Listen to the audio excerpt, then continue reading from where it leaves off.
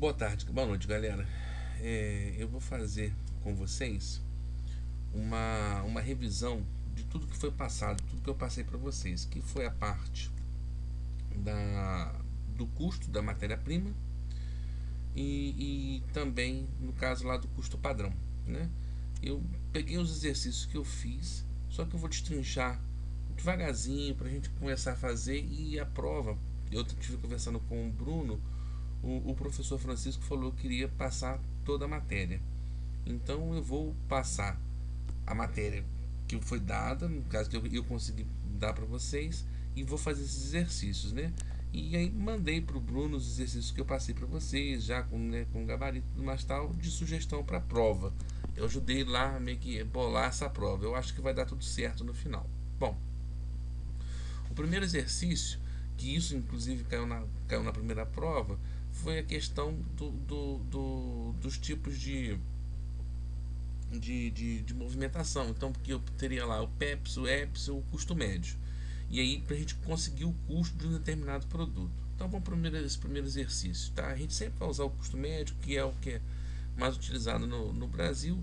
E aí, eu não vou fazer para vocês exercícios de concurso ou de pegadinha. Tá? Eu quero que vocês entendam como é que funciona o movimento e acho que isso a gente já conseguiu. Então, vamos lá. Uma empresa pagou por 100 unidades de matéria-prima no dia 5 do 10 o valor de 2.625. Porém, na descrição da nota fiscal, o valor do produto é de R$ 2.500. Isso tem que ficar muito bem gravado na cabeça de vocês. Isso eu falei, inclusive, na sala de aula, que existem dois tipos de impostos. Um imposto que é por dentro e um imposto que é por fora. O IPI ele é por dentro. Ele perdão, por fora, né? O IPI é por fora. Ele está fora do valor do produto. Então eu tenho um valor, por exemplo, no caso o valor do produto é 2.500. O valor do IPI é a parte, então é 2.500 mais o valor do IPI. E é fácil de eu configurar isso. Por isso que eu falo que o valor total da nota está o IPI junto. O valor do produto não está o IPI. Porém, o ICMS é um imposto que ele é calculado por dentro, junto, tá dentro do valor. Então eu tenho que tirar desses 2.500 os 18% do ICMS, tá? Então eu até fiz um quadrinho aqui do lado, aqui ó, demonstrando que esse valor aqui é o que? 2.625 menos o IPI, que é 125, e o ICMS. E quanto que é o ICMS? É os 2.625 menos os 125 vezes 18%, que vão dar os 450. Pronto. Achei o quanto que é o valor, foi o valor dessa compra. Mais uma vez lembrando, né? Tudo que vier de custo dentro de uma nota fiscal, frete, aduaneira, o que for, seguro, eu tenho que botar isso dentro do custo do produto. E quando eu tenho impostos que eu sou contribuinte, nesse caso desse exercício aí eu falo, né, que a empresa é contribuinte tanto do IPI quanto do ICMS. Então eu tenho que tirar isso, porque isso vai ser feito uma apuração à parte, para depois ver quanto que a empresa vai pagar de IPI e de ICMS, ok? Bom, como é que ficou então o caso? Primeira coisa que ele me pede, ele me fala lá embaixo que eu tenho um saldo inicial, né? Então a gente tem que fazer parte a parte. Eu tenho um saldo inicial de 25 unidades e eu falo a quantidade que dá, o valor total que dava isso, 550. Mas ele não me dá o valor unitário. Aí é simples, né, gente? Eu pegar 550, que é o valor total, divido pela quantidade, eu acho o valor unitário. Depois eu faço uma entrada.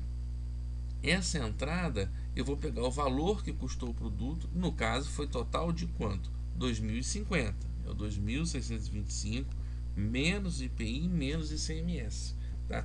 Teve gente na prova que botou 18% em cima de 2.625 e aí errou, porque não tirou o IPI, tá? Então dá 2.050 e a quantidade da compra foram 100 unidades. Pronto, já achei o valor unitário novamente, porque é só pegar 2.050 menos dividido por 100, eu acho 20,50, tá? E aí eu tenho que botar lá no saldo, aqui no saldo do produto, eu vou somar, né? Eu tinha 25, com 100 ficou 125.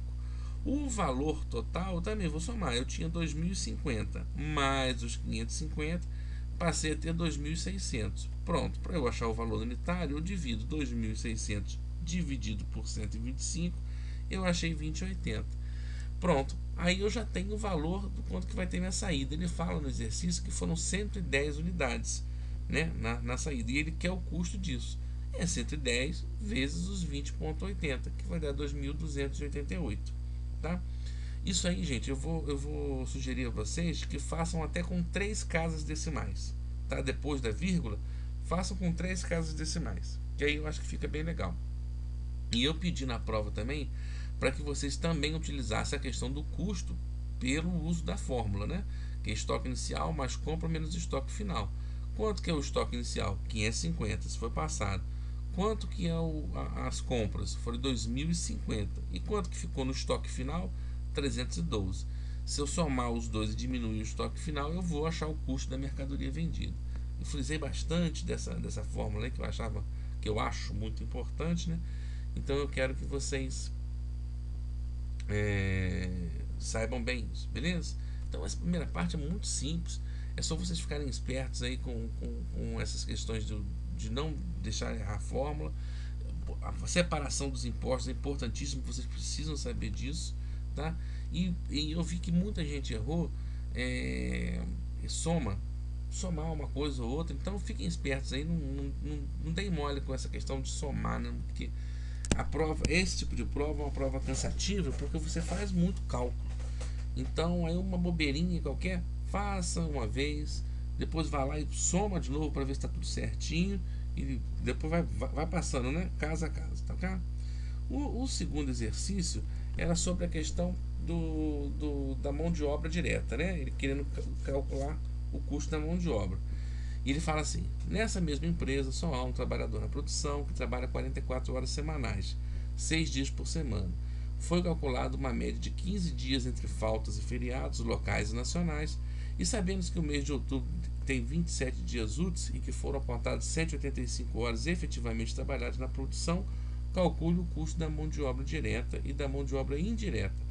Aí eu dou uma planilha lá embaixo porque eu tenho que dar mesmo, né? Porque é muito grande, tá? Bom, a planilha ele passou aqui, o dado do colaborador, né? Horas semanais. São 44 horas. Ele fala lá, dias por semana 6.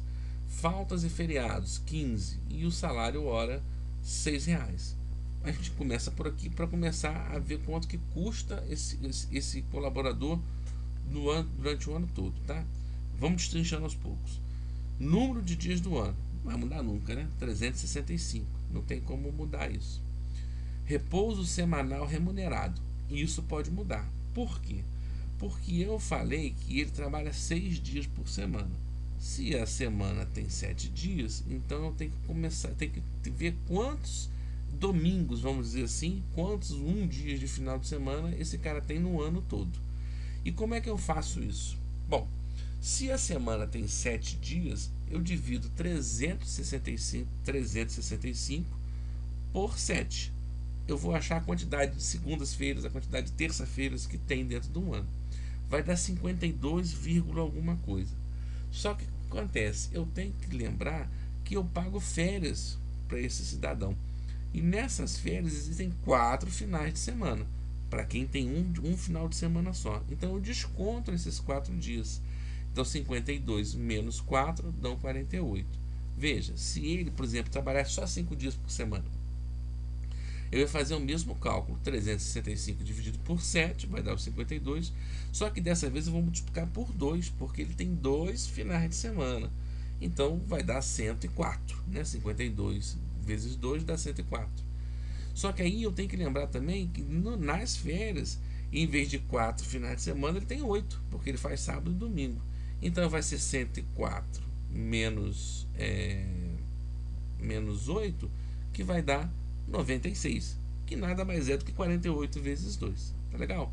Bom, e aí, quantidade de férias são 30 dias, faltas e feriados, eu dei isso no exercício, 15, e aí eu vejo a quantidade de dias que esse cara está à minha disposição. Então é 365 dias no total do ano, menos o 48, menos o 30, menos o 15, vai dar 272. Beleza, achei a quantidade de dias, tá? Total de horas por dia. Como é que eu acho isso? Isso é simples. É só eu dividir 44 por 6. Aí eu vou achar 7,333333. Se fosse 40, por exemplo, 40 horas e 5 dias por semana, seriam 8 horas diárias. Tá tudo certo, não tem nada de errado. Tá? A quantidade de horas que o cara trabalha na semana e quantos dias ele trabalha por semana para eu saber quanto que ele trabalha num dia. Tá? Bom, aí o que eu faço? O total de horas por dia e eu multiplico pela quantidade de dias que eu tenho à disposição. Então, se ele faz num dia 7,333, em 272 dias ele vai fazer 1993,62. E aí eu começo a valorar isso, tá? Bom, valor das horas disponíveis é o 1993,62 vezes as 6 horas que eu falei. Os R$ 6, perdão. O repouso semanal remunerado. Aqui teve muita gente que errou, que em vez de botar a hora, botaram os dias. Bom, eu falei que eram 48 dias. Então, 48 vezes quanto que ele faz no dia? 7,33. 48 vezes 7,333 dá 353,05. As férias, quantos dias são? 30. Mas é tudo na hora, né? Então é 30 vezes 7,333 dá 220. Um terço constitucional de férias, gente, toda pessoa que tem férias tem o direito de receber um terço a mais pelas férias. Então é só você pegar o valor 1.320, que foi o que a gente achou das férias, divide por 3, tá joia? 13º salário também é correspondente a um salário a mais, que são 30 dias. E faltas e feriados eu falei que eram 15 dias. 15 vezes 7,333 dá 110. Aí é só multiplicar todos esses valores por 6, né, e somar com o terço de férias, que eu vou achar um valor total devido ao ano, que é 17.819,99 no caso desse exercício. E aí depois eu acresço os valores dos encargos sociais. Lembra? Fundo de garantia, INSS, todos aqueles encargos que a gente determinou que é 36,8% do salário da pessoa. E aí eu até expliquei para vocês, lembra? Faz assim, ó, faça o valor, por exemplo, 17.819,99 vezes 1,368, 368. Pronto, você já vai achar o 36,8%, quanto que é o valor acrescido. E aí eu achei o meu custo total que eu tenho com esse cara no ano. E eu vou dividir esse custo total pela quantidade de horas que ele tem disponível, porque eu tenho que distribuir isso tudo na hora que ele está trabalhando. Então é 24.377 e quantidade de horas disponível 1993,62. Eu achei que a hora desse cara me custa 12,23. Veja, o contrato fala em 6, mas o custo dá 12,23. Na hora que eu ponho todos os outros custos que não estão ali, 12,23 é o custo real que eu tenho com esse cara, tá? Lá no exercício eu falei que no mês de outubro eram 27 dias úteis, tá? Então 27 dias. Aí eu quero saber quanto que eu tenho de horas disponíveis com ele. Vai ser 27 vezes 7,3333. E qual é o valor da hora? 12,23. Então o meu custo total que eu posso ter com esse cidadão é 2.421,54. Aqui, na verdade, deveria ter sido, nesse quadrinho aqui, deveria ser assim, 27 aqui vezes o 7,333, para demonstrar que eu vou achar os 198. Depois aqui, 198 vezes 12,23, 2.421,54. Esse é o custo possível de outubro. É o que eu posso gastar com ele, tá? Só que a gente já viu que dentro do mês o cara não consegue todo dia fazer o tempo inteiro, né, tá dentro do produto. Vai ter hora que a máquina vai estar iniciando, vai ter hora que a máquina vai quebrar, que vai estar parada, então vão ter horas ociosas. E eu falo no exercício que eu tive apontados 185 horas. E aí eu quero saber o seguinte: quanto que eu tenho de horas ociosas? É a quantidade de horas possíveis menos a quantidade de horas apontadas. Então 198, que são as horas possíveis, menos apontadas 185, dão 13 horas ociosas. E aí onde que eu separo mão de obra direta e mão de obra indireta, beleza? Bom, vamos continuar. E aí ficou simples, né? Na verdade, porque aí matou. Eu quero que vocês não se enrolem na hora que vocês forem chegar por exemplo, se vier outra quantidade de dia, o que for, né, o valor, é 40 horas, 50 dias por semana.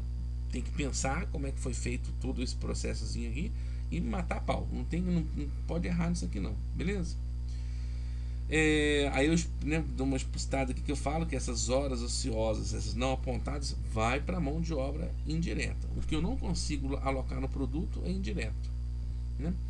Aí eu fiz um outro exercício jogando todos esses custos para os outros setores, né? A gente rateando dos setores que não são produtivos para os setores produtivos, para depois, por final, jogar todo o valor no produto, tá? Aqui, gente, eu vou passar bem rápido, porque aqui o sistema aqui é meio autoexplicativo, né? Eu tenho custo próprio e custo comum, já dou os valores do custo próprio. O único valor que eu não tenho foi o da mão de obra indireta, que é do setor de produção, que aí vocês têm que jogar, né? Calculou lá, joga ele para cá. Depois é só somatório, somou tudo. Eu vou vir para os custos comuns. Base de rateio. Por exemplo, eu falei que na energia elétrica a base de rateio é a potência, tá? Aí o que você vai fazer?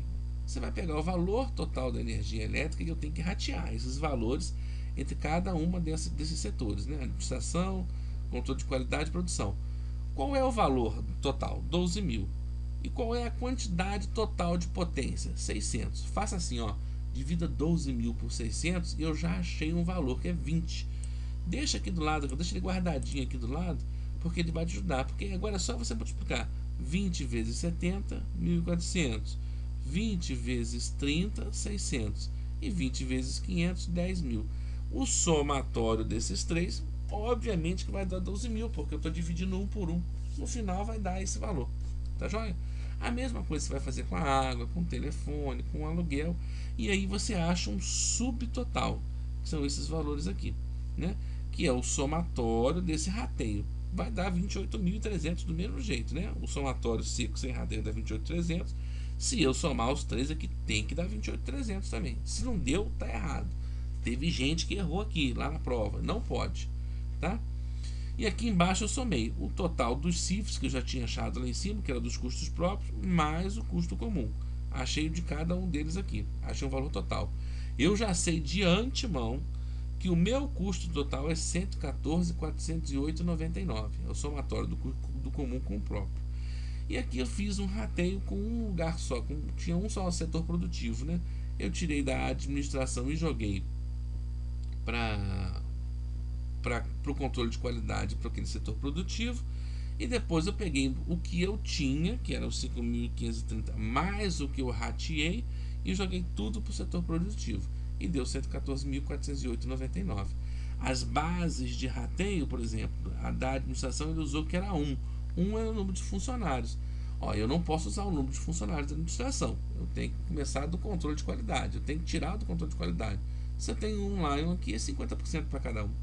Então eu já botei lá 50%, 35.045, 35.045, que é 70.090 dividido por 2. E depois eu não tinha mais o que ratear, porque eu ia jogar todo o valor que estava aqui para cá. Então já não tinha mais nem o que pensar. Já peguei os dois valores e joguei para cá. Muito simples isso aí também, tá, gente? Aí não pode. Eu vi que o pessoal errou muito na soma. Sabia fazer o negócio, mas errava na soma. Tem que tomar muito cuidado para não errar, beleza? Aí agora vamos partir para aquele custo padrão, que foi o que eu passei, tá? É muito simples o exercício. Você tem que ficar ligado na questão das fórmulas, tá? E o que acontece? Essas fórmulas, elas são muito parecidas. Eu vou até conversar com o Bruno para ver se ele põe a fórmula no quadro, para na hora que vocês forem fazer, porque o importante é vocês entenderem como é que o negócio funciona, o custo padrão funciona. Nem não é ficar guardando fórmula, que essa não é a nossa função. Bom, vamos lá. O que é o custo padrão e o custo padrão? O custo padrão é uma medida que a contabilidade demarca para falar que aqui, assim, o melhor custo para aquele determinado produto é aquele. E isso já foi verificado pela contabilidade, pelo compras, pelo departamento pessoal, pelo chão de fábrica, que seria isso. No nosso caso aqui, por exemplo, eu falo que a empresa mineira produz, entre outros produtos de limpeza, né, sapóleo, e que o custo para cada pote eu uso 60 gramas, que é a quantidade, e que cada grama me custa 25 centavos. Esse é o custo padrão, né? É um custo padrão para um pote. Se eu fizer 200 potes, eu vou fazer, né? Que para cada pote eu vou usar 60 gramas, 200 vezes 60. E que cada grama, né, me custa 25. Bom, eu vou achar quantas gramas eu fiz vezes os 25. É o padrão, é o custo padrão. Tá? E aí, no custo padrão, eu vou ter uma variação total, né, fazendo uma comparação com o real. Uma variação total, uma variação de quantidade, porque eu posso ter gasto mais quantidade do que devia ou menos quantidade do que devia, e uma variação de preço, porque o preço pode estar maior ou menor do que o valor do padrão. E aí eu tenho que fazer essas quantidades.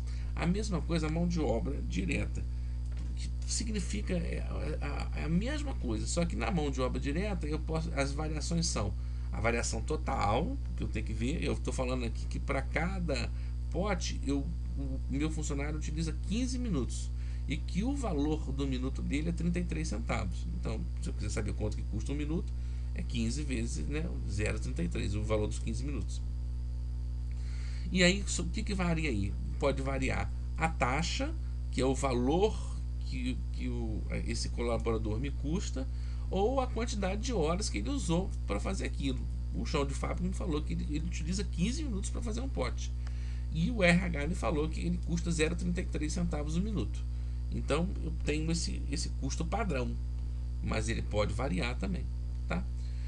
Aí eu pus aqui embaixo, gente, as siglas, né? Preço real, preço padrão, quantidade real, quantidade padrão, taxa real, taxa padrão, hora real, hora padrão. A gente tem que ficar com isso na cabeça o tempo inteiro. E até coloquei os valores, no caso desse exercício aqui. Qual é o preço real? 0,28. Eu estou falando aqui, preço real, 0,28. Tá aqui, ó. Né? Quanto que foi o preço real? 0,28. E quanto que foi o preço padrão? 0,25. Quantidade real. A real foi 63 gramas e a padrão 60. Taxa real 0,31. A taxa aqui no caso é a taxa da hora, né? E a taxa padrão 0,33. Hora real 18 e hora padrão 15. Aí eu vou fazendo um por um. Primeiro a gente faz o material, tá? Quanto que é o custo padrão? 0,25 vezes 60. Isso eu informei aqui, ó. 0,25 vezes 60. Então o custo padrão é igual a 15. E quanto que foi o custo real? Foi 28,63. Então, no lugar de gastar 15, eu estava gastando 17,64 por pote. Qual foi a variação total? 2,64. E foi desfavorável, porque no custo real eu gastei mais do que no custo padrão. Aí agora, só que esses 2,64, uma parte ele é quantidade e uma parte é preço.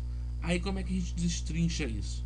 A fórmula da variação da quantidade. Quantidade real menos a quantidade padrão vezes o preço padrão. Então, quanto que foi a quantidade real? 63. E a quantidade padrão? 60. 63 menos 60 vezes 0,25, que é o preço padrão. Então, eu achei que a variação da quantidade, o fato de eu ter gastado mais, me gerou uma variação 0,75 desfavorável. Né? Eu gastei mais. E a variação do preço, qual era a forma? Preço real menos o preço padrão vezes a quantidade real. Aí, quanto que é o preço real? 0,28. E o preço padrão? 0,25. 0,28 menos 0,25 dá 0,3. Vezes 63, que é a quantidade real, 1,89 desfavorável. Se eu somar 1,89 da variação de preço mais 0,75 da variação de quantidade, tem que dar os 2,64 da variação total. Não tem como errar. A mesma coisa, vamos lá agora, a mão de obra direta. Qual é o custo padrão? O padrão me fala que eu faço 0,33, que é o custo dele, vezes os 15 minutos. Então dá 4,95. E qual foi o custo real? Ó, veja que eu gastei menos. Né? Eu gastei 0,31, mas eu utilizei mais tempo. Eu utilizei 18 minutos. E aí deu 5,58. Ora, se deu 5,58, eu tenho uma diferença de 0,63 desfavorável. Eu gastei mais do que o padrão. Só que na hora que eu vou fazer esse cálculo, eu vou ter lá uma parte, na hora que eu for desmembrar, a variação de eficiência, que é a quantidade de hora, e a variação de taxa, vocês vão ver que um tem mais culpa do que o outro. Então vamos lá, variação de eficiência é a hora real menos a hora padrão vezes a taxa padrão. Quanto que é a hora real? 18. Quanto que foi a hora padrão? 15. Então se eu multiplicar isso pela taxa, a taxa padrão, que é 0,33, vai dar 0,99 desfavorável. E a variação da taxa é taxa real menos a taxa padrão vezes a hora real. Taxa real 0,31, taxa padrão 0,33 vezes 18 dá 0,02 vezes 18 dá 36 favorável. Veja bem, se fosse só a questão do preço, né, 0,31, se ele tivesse mantido os 15 minutos, eu ia ter uma variação total favorável, tá? E aí depois eu falei lá na aula, naquela aula que eu passei no YouTube, né, na outra aula que eu passei no YouTube, também dos custos indiretos de fabricação, só que aquilo ali é um pouco mais complexo. E aí eu pedi ao Bruno que não colocasse aquilo na prova, né, que isso de repente mais à frente, um outro momento, o Francisco cobre de vocês, não sei se ou então não cobre, porque aí não teve na verdade tempo hábil para gente trabalhar essa situação. Eu vou conversar lá com o Bruno para ver se eu consigo, né, auxiliar ele nessa confecção da prova, mas eu quero muito essa questão prática, nada muito teórico. E aí eu falo para vocês também, para vocês não só lerem, né, as primeiras aulas, os exercícios que foram passados dentro da sala de aula na questão dos cursos, mas como vem o vídeo do YouTube também. E aí dessa vez eu vou pedir para vocês que vocês cheguem no final, depois de assistir a aula, vocês ponham lá um comentário sem assistir. Eu quero ver eu quero ver a sala assistindo todo o meu vídeo aí. Ó, já são 1h41 da manhã e eu tô quebrando a minha cabeça aqui para quebrar o galho de vocês, para ajudar vocês. Então quero que vocês assistam o vídeo, deixem um comentário lá para eu saber que vocês assistiram, tá bom? E aí para fechar, eu vou deixar uma imagem bem bonita para vocês. Ai, vocês não esquecerem de mim. Tá já, meus amigos? No final do mês de janeiro, vai ser no dia 29, no dia 30, eu vou estar aí. Aí eu vou visitar vocês, tá beleza? Um grande abraço a todos e até lá.